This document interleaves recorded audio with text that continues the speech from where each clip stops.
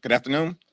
House Democrats remain strongly opposed to the partisan Republican spending bill that will hurt families, hurt veterans, hurt seniors, and hurt the American people. It is a false choice that Donald Trump, Elon Musk, and House Republicans have been presenting between their reckless and partisan spending bill and a government shutdown. Why are we here right now in terms of the moment that is in front of us?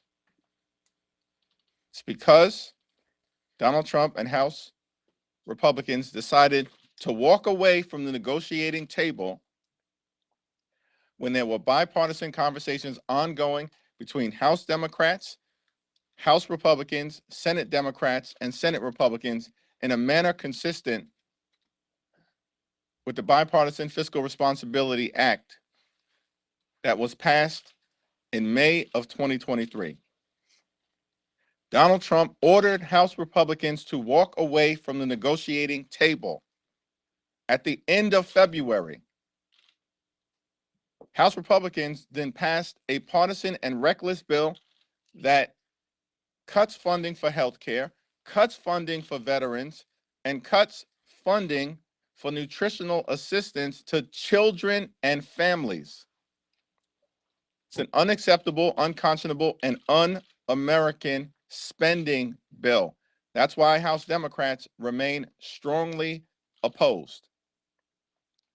Donald Trump orders them to walk away from the negotiating table. Step one. Step two, House Republicans pass a partisan and reckless spending bill. And then step three, House Republicans get out of town. Where are they at right now? House Democrats are here. We're ready to pass a 4-week spending bill that keeps the government open and will allow the House and the Senate to negotiate an actual agreement that meets the needs of the American people.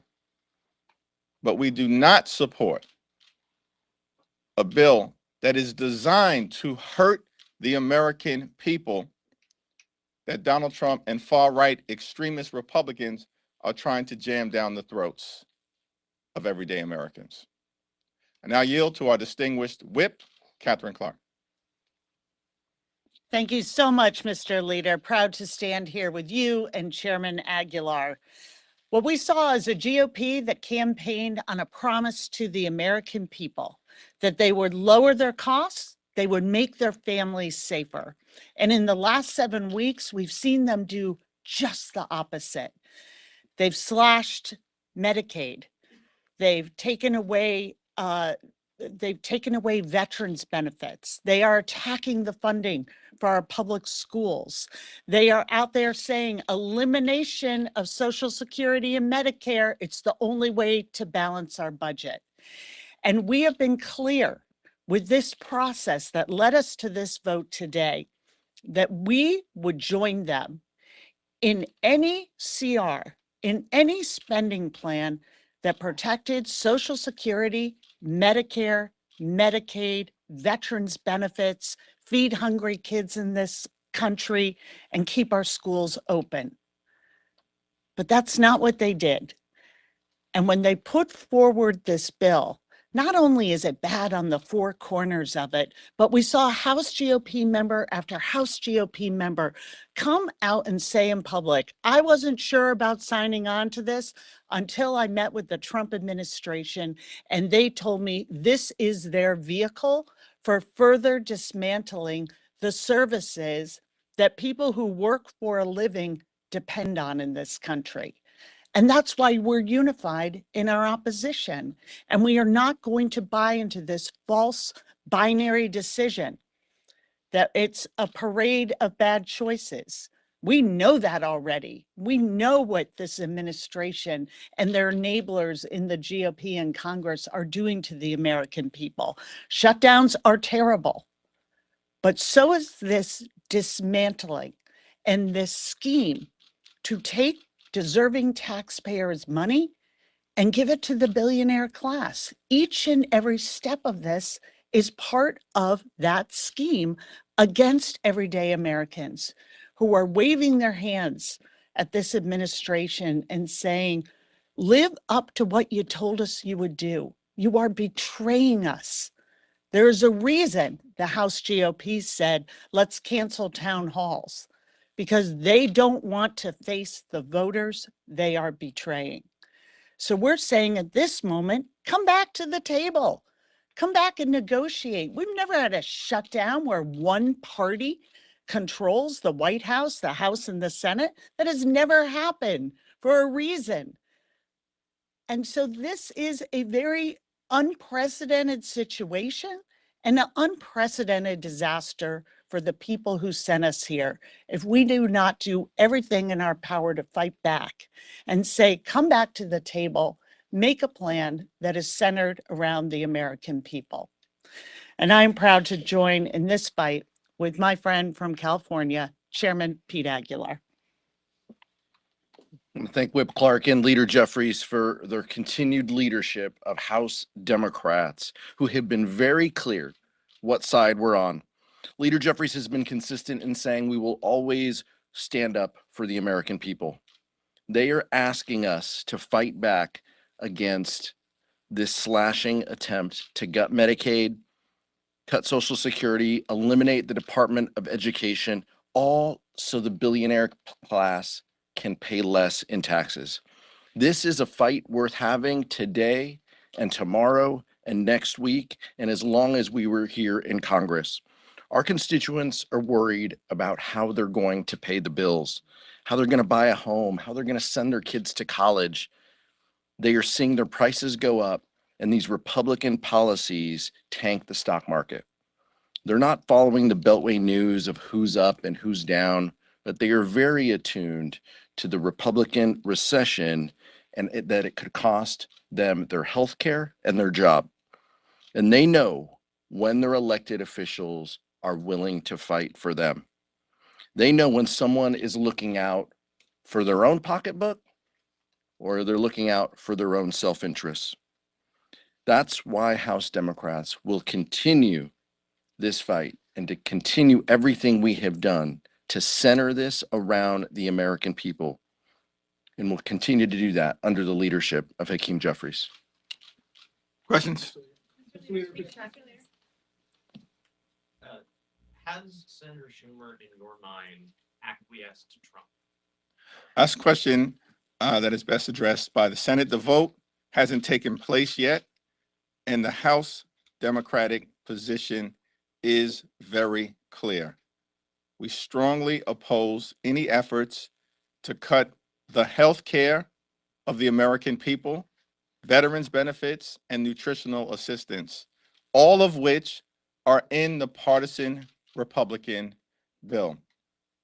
We're going to continue to support Social Security, Medicare, Medicaid, veterans benefits, and public schools, while Donald Trump and House Republicans try to take a chainsaw to these important priorities of the American people. We'll see what happens over in the Senate. There are still undecided and undeclared senators, and we anxiously await that vote. Next question. Thanks.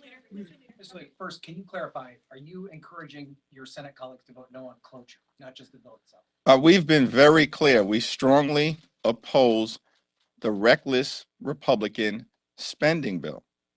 Period. Full stop. Our position, repeatedly articulated this week, speaks for itself. Senator Schumer talked to you before making his announcement. Can you tell us what he told you and what you said back to him? He and I have had repeated and private conversations throughout the week, and those conversations will remain private. Yep, right there. On the Senate side, they have a much more difficult path than you do on the House side. You guys could all remain united and the bill would still pass. If Democrats stay united against this, the government will shut down. Do you What would you have expected Schumer to do? This is not about one individual. This is about the American people. That's our view, right? We made a decision based on the four corners of this bill. It will hurt everyday Americans, in our opinion, as Donald Trump and House Republicans have been doing for the last several weeks. Donald Trump promised to lower the high cost of living in the United States of America. In fact, to lower grocery costs on day one. Costs aren't going down, they're going up. Inflation is going up. You know what's going down? The stock market is going down. Consumer confidence is going down. Consumer spending is going down. Republicans are crashing the economy in real time and driving America toward a recession. That's what we're concerned about. Not individuals, not individuals, the American people. Catherine Clark, Catherine, and then Pete Aguilar. Catherine Clark, I and then think Pete what Aguilar. the problem here is that's a false question. That's a false choice. But this is the House position that we need to go back to the negotiating table, which they walked away from. They walked away from it. And it's why you see both the Senate and the House chairs of appropriations saying 30 days. Give us 30 days to put the American people's voices back in this process. And when you're in the minority, you only have a few real points where you can use the powers that you have, the procedural moves that you have to do the right thing by people who are terrified of where this country is going and where it's going to leave them and their families. So back to the negotiating table, why is that some wild-eyed idea? It's like, let's come back together. If you're serious about cutting costs, protecting Social Security, Medicare, Medicaid, our schools, our veterans, come back to the table and work that out. The choice of having a shutdown when you're the party that runs everything is preposterous. It's just outrageous. They're even trying to say somehow that's the choice Democrats are making. You run everything, but what you're trying to do is scam the American people out of their money and the services they paid for and they deserve. So, let's be realistic about what this fight is. We are simply saying, go back to the negotiating table. It's not about a shutdown versus a particular spending bill. It's, are we going to center around the American people and do what's right for them, or are we not? Pete Aguilar. And all these, fun DC words, cloture, continuing resolution. What the American people need to know is that House Democrats are willing to work in a bipartisan way to keep government open for 30 days. That's all we want. That's our solution. It's not perfect. It doesn't solve all of our problems, but it centers the debate around the American people. It pauses what would be a reckless shutdown at the hands of Donald Trump. And it says, let's keep negotiating. Let's work on our funding bills. Let's give Rosa DeLauro and Tom Cole, and Patty Murray and Susan Collins some time to work on these spending bills. And then let's come back and let's see what the next couple of weeks hold. But we have to pass funding bills in a bipartisan process. It's a 3-page bill probably. It's not 99 pages that cuts the veterans' care that they deserve. It's a couple-page bill. We could put that on the floor. We can get that done. And we could pass it. We could go home. We can talk to our constituents about this, and we can center this around the American people. So, Mr. Jeffries, Yep. it sounds like this message was sent to the Senate, received, and then they decided yesterday, for whatever reason, maybe they didn't have the votes. Leader Schumer decided to walk away from that and go with the GOP plan. There are some colleagues of yours here in the House that feel betrayed. Is that what you're feeling right now? Vote hasn't happened. There are undecided and undeclared Democratic senators who are evaluating what is the right thing to do for the American people. We've made that decision as House Democrats, and we're going to stick by that decision because we believe we are on the side of the American people. Mr. Leader, Third row. Leader Jeffries, when it comes to FY26, looking to September, some Democrats have expressed concerns that seeing how the process had played out this week will set a tone for the upcoming fiscal year. Do you share those concerns? And what have you learned from this process for the next fiscal year? Our general view is that we do not want to shut down the government, but we are not afraid of a government funding showdown. And we will win that showdown because we stand on the side of the American people. What's the difference between a shutdown and a showdown to you? Next question. Follow up, though. You talk about the problem with saying, oh, this isn't just one individual, but still, doesn't this still send a message to Americans, the fact that it's the leader of the Senate Democrats who has already said he's making this decision, and you already have 66 of your House colleagues sending him a letter saying that they're not approving of this? When I travel the country, the American people are concerned about if their kids get sick, can they go see a doctor? And we have a problem with the fact that Republicans are cutting health care in this partisan spending bill.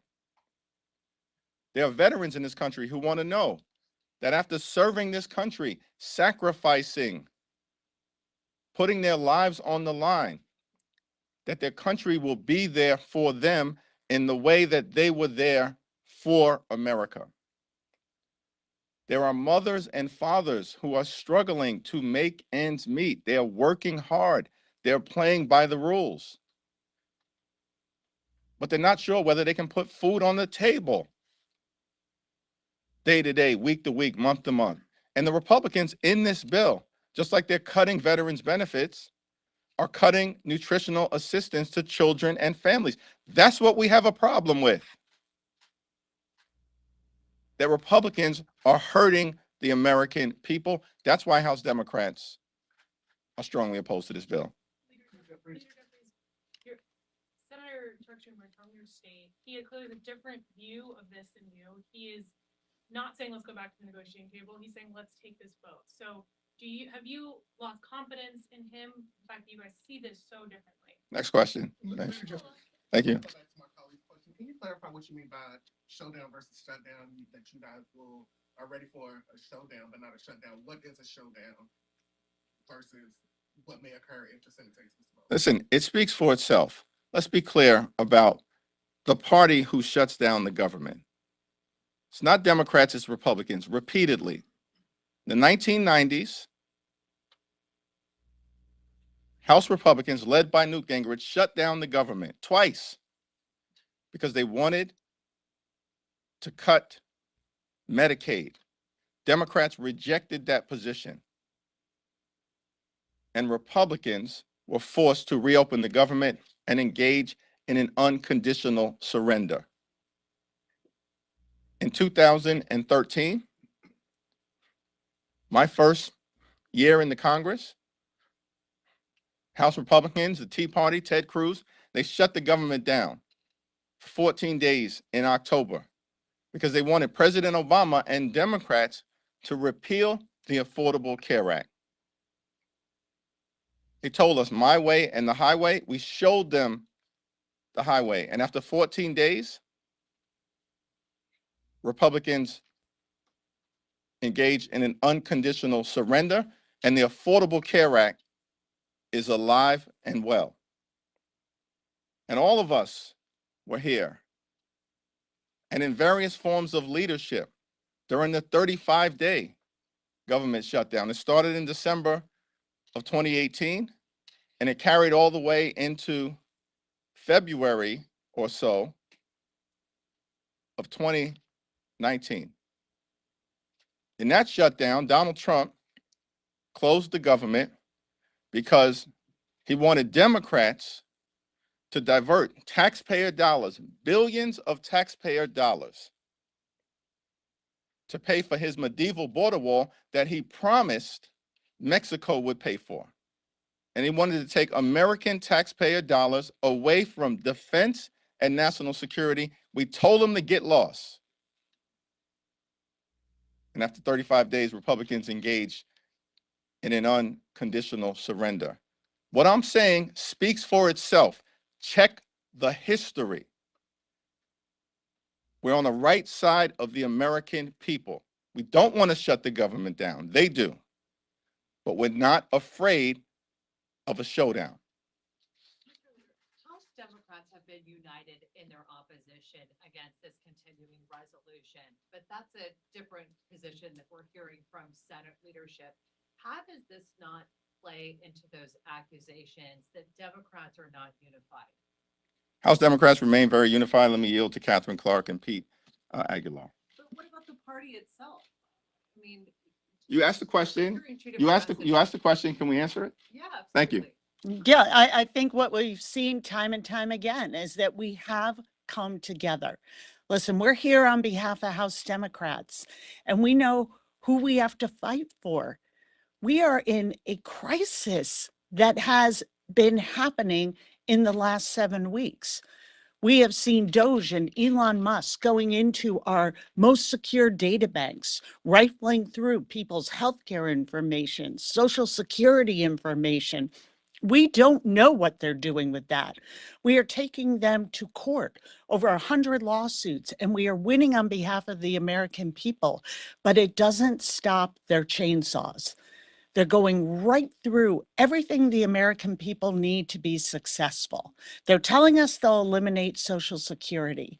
They've already voted in the House to devastate Medicaid. You cannot take Medicaid away and not close nursing homes in this country, take away health insurance from children, close rural hospitals first, but other hospitals will follow. And you can't do that to Medicaid and not soar the costs of health insurance and healthcare in this country for everybody else and put an undue pressure on Medicare. So what we're saying is you have to choose a side right now. We have to fight for our country, for our national security, and most of all, for the security of families at home. And we are united in that. And this parlor game here about, most American people, they can't name us. They don't know who Chuck Schumer is. But they do know what this administration and Elon Musk and the GOP are planning for them. And it's why you're seeing this uproar in town halls. It's why you are seeing in very, very Republican parts of this country, veterans expressing their frustration and their outrage that they've cut 7,000 of them from jobs, that they have a spokesperson for the White House who says, well, those veterans weren't fit to work.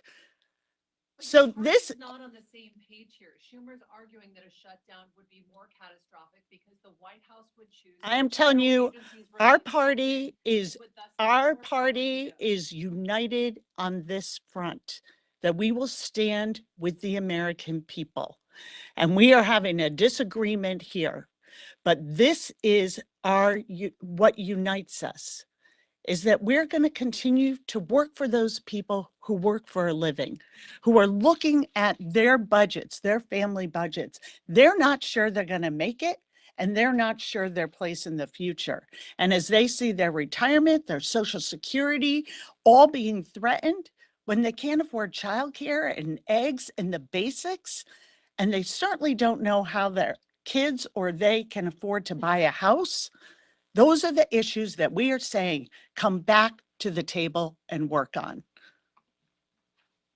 The privilege of presiding over the House Democratic Caucus Retreat with Whip Clark, Leader Jeffries, and Vice Chair Lieu over the last few days.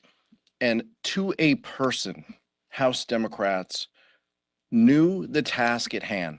We knew we had to talk about the 2024 election, and we did. We knew we had to talk about how we defend against Elon Musk, Donald Trump, and House Republicans coming after their health care. And we knew we have to talk about an affirmative agenda to lower the costs that people face. We did that. And to a person, House Democrats understand what is in front of us. We know that this is about the American people. Now, I don't expect our Senate colleagues to lose a lot of sleep or to think a lot about how House Democrats feel. What we're asking them to keep in mind is, how do the American people feel? How will the American people feel when Donald Trump and Elon Musk have more authority and ability to comb through agencies, to fire veterans, to cut benefits, how will the American people feel? And is that a vote you're comfortable owning? I think that's the question that the Senate has. We are comfortable as House Democrats that we are standing for the American people in this moment against this Republican assault on working class families. Jeffries. You have dodged multiple times questions about whether you have confidence right now in Chuck Schumer. And I just, to clarify here, none of you are willing to say at this point that you have confidence in Chuck Schumer as leader. You keep engaging in these parlor games because you want to take the focus off the American people.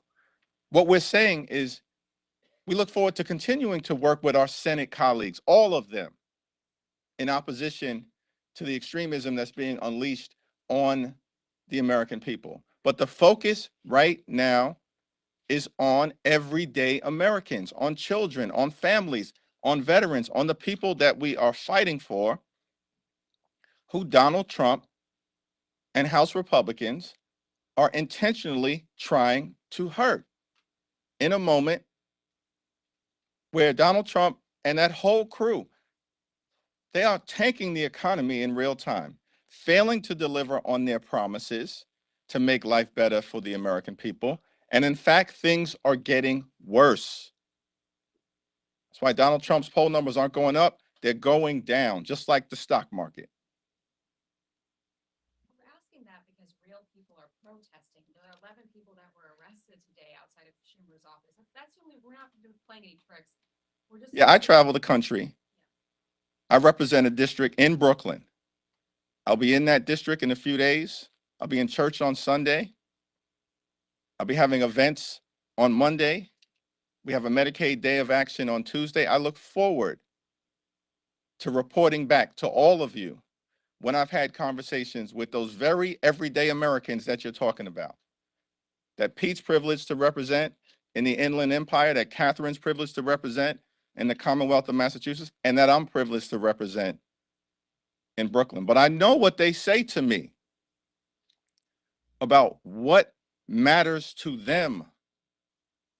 The fact that they have been struggling to get ahead in an America that's the wealthiest country in the history of the world. It's not acceptable that far too many people are struggling to live paycheck to paycheck, can't get ahead and can barely get by. That's not acceptable.